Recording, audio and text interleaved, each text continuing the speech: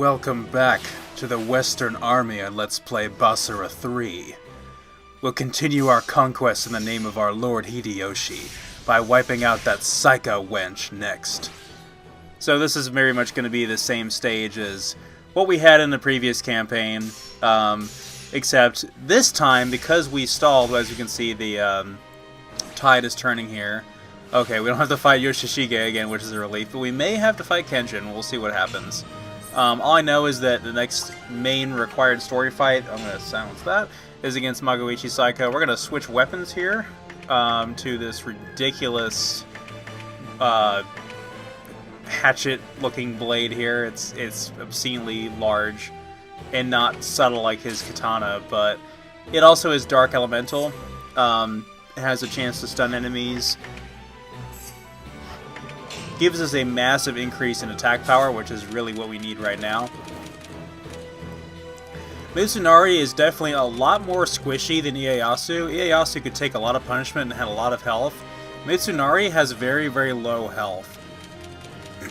But he should be fine throughout most of this campaign. I'm not terribly worried about it. I'm going to give him maybe an accessory that will increase his health. Let's see. That's going to give him more offensive abilities. So that should be everything for now.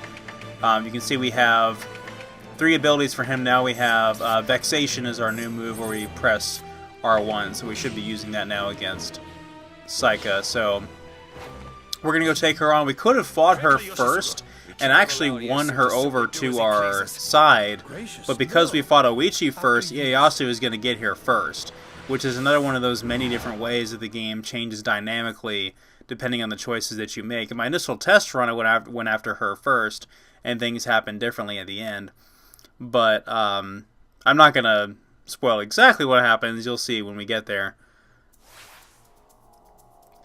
But yeah, this stage is going to be exactly the same as it was when we played as Ieyasu. So no big surprises here. Maybe I can show it off in a little bit more detail, because I definitely feel like I rushed through it as Ieyasu. But then again, I was, brand new character, first video in the Let's Play, and I might have been a little bit rusty. So Vexation is where we hesitate and draw our blade with significant force, and it registers on screen as several slashes, so it's actually a pretty cool ability in that regard. So we'll use that if we have to deal a lot of damage against a single target. The draw time is a little bit lackluster, so I may not use that very often, but it's very good against these camp commanders and things like that, so we'll definitely take advantage of that wherever we can. Man, I love his air slash with this type of sword. It looks really, really cool. So, we're going to take our Angsty Edgelord and move on to the next part of the stage. Obviously, the same traps are here as before. The tripwire, the landmines, the tripwires will release traps of spiked logs that will come out of the ground and trap you in there, and you're going to slash your way out. It's a minor inconvenience at the worst, but we definitely do not want to run into that and risk taking more damage. And if I didn't say this before, the Saika faction is a mercenary group that is widely known for their use of firearms. So they have a their flag is actually has a bird on it. So the whole Crows of Saika thing is a literal metaphor there. You can see it on the back wall there. I actually never noticed that until just now. That's kind of funny. And then their regular infantry units are holding the bird flag. Of course, that's not. I'm pretty sure that's not a real flag in the actual Sengoku conflict. All of the flags of the different daimos and their respective emblems are very, very, very iconic and historical. So, including Mitsunari's.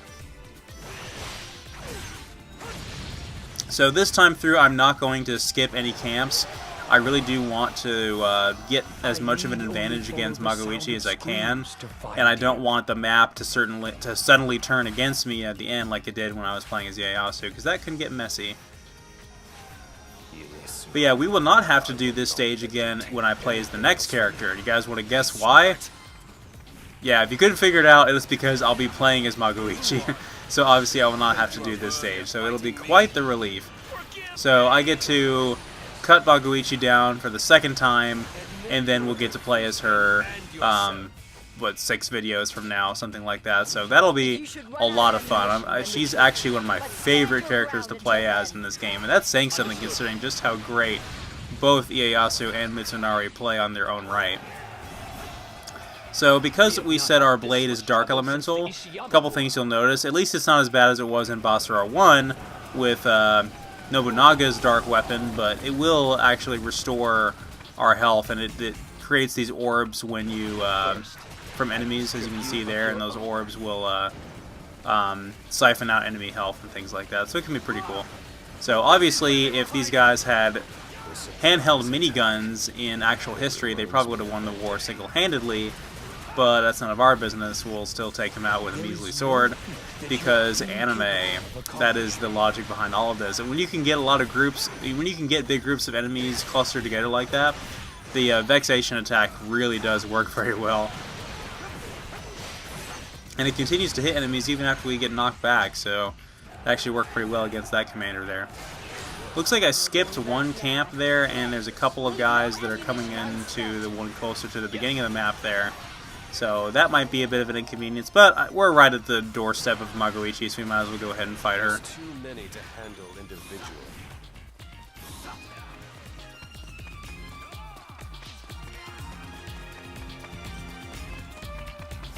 And there's another camp in the boss arena itself that I can just capture, so should be no big deal.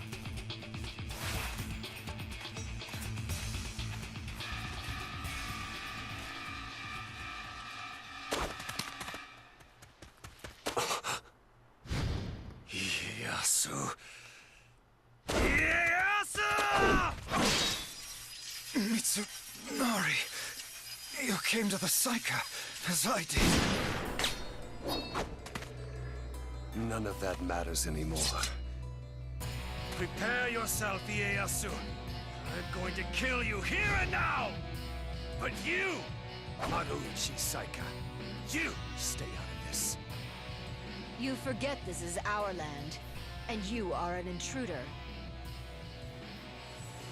I love the cinematography of these cinematics here. The choreography and all the positioning of the camera work is actually pretty great.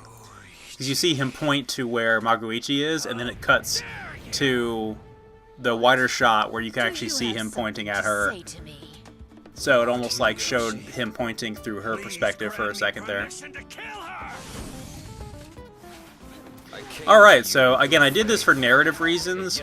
So when we played as, just to keep the plot consistent for those of you that are following along, when we played as Ieyasu, we got here, this is the first stage that we did, and we fought Magoichi, and she joined our side after seeing the strength of our conviction, and essentially aligning herself to the highest bidder, as she does.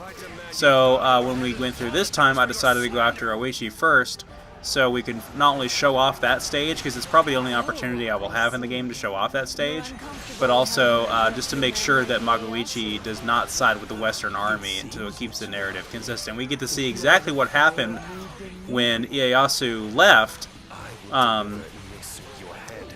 During his own campaign, we get to see how Magoichi had to attempt to fight us off. This is what happens when you refuse my offer. I lay my sins to waste. We'll allow you to live to regret that mistake.